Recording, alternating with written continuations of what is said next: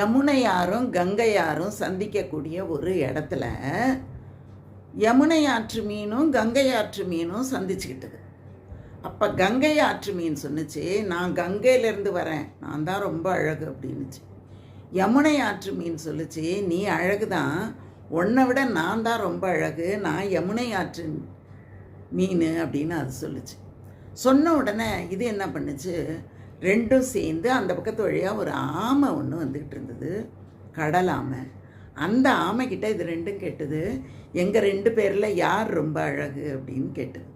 உடனே அந்த தவளை சொன்னிச்சு, கங்கை மீனும் அழகு கிடையாது, யமுனை மீனும் அழகு கிடையாது, எல்லா நதியும் சந்திக்கக்கூடிய அந்த கடல்ல இருந்து வந்திருக்கேன் பாரு, நான் தான் ரொம்ப அழகு அப்படின்னு அந்த ஆமை சொல்லிச்சான்.